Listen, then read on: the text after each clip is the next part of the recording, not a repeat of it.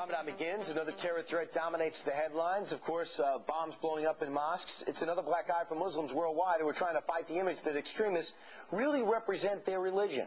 Robert Spencer is the author of The Politically Incorrect Guide to Islam and the Crusades, and he joins us from Boston. Robert, thanks for being here. So there's always confusion about Islam. Is it a religion of violence or peace? Well, this is the great politically correct falsehood that is taught everywhere, that Islam is a religion of peace that's been hijacked. Islam is actually unique among the religions of the world in having a developed doctrine, theology, and legal system that mandates warfare against unbelievers. And this is what moderate Muslims have to face and reject forthrightly and honestly if there's really going to be an end to violence committed in the name of Islam. Muhammad in particular, this guy made his name in war. Yes, he was a warrior prophet. He taught that the Muslims had to meet the unbelievers in battle and invite them to accept Islam or second-class status under Islamic rule, or there would be war. So not the Jesus way of getting apostles winning people over with speeches, and no, hardly. Or the Gandhi way. If they don't believe, kill them. Well, kill them or subjugate them. The Quran in chapter 9, verse 29, and Islamic tradition and law allow for Jews and Christians to practice their religion in the Islamic State, the same kind of Islamic State that Osama bin Laden and Zawahiri and Zarqawi want to establish today. They can practice their religions, but under only severely restricted circumstances with all manner of institutionalized discrimination.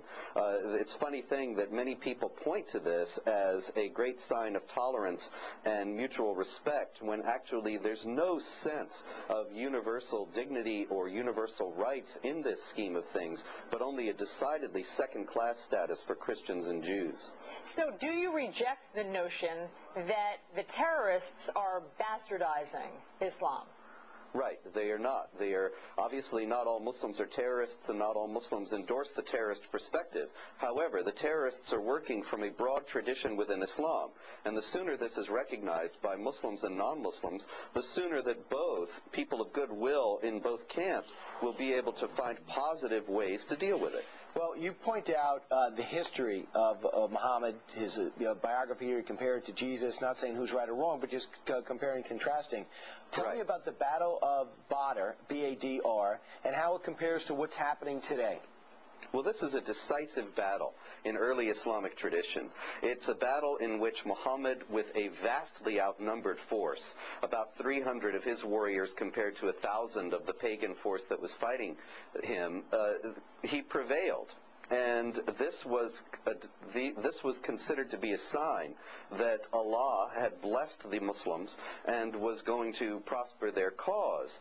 The same kind of thing, actually this battle itself, has been invoked many times in the modern age, particularly with the victory over the Soviets in Afghanistan, as a sign that Allah is blessing the jihad terrorists today and if we were to leave Iraq, wouldn't that be another chapter? Wouldn't that be another example? If we were to leave Iraq, there they go again. Oh, yes. The outnumbered terrorists win.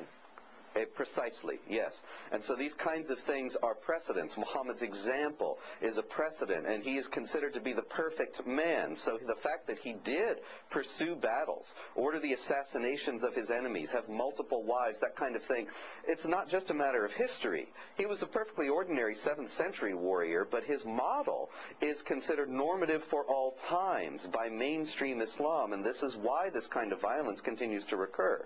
Okay, Robert Spencer, author of The Politically Incorrect Guide to Islam and the Crusades. Thanks for being here this morning. Thank you. It's number 15 on the bestseller list, and so many people have so many questions about Islam because most of us don't grow up with the Quran. A lot of the answers can be found here, not in opinion, but in text and in quotes.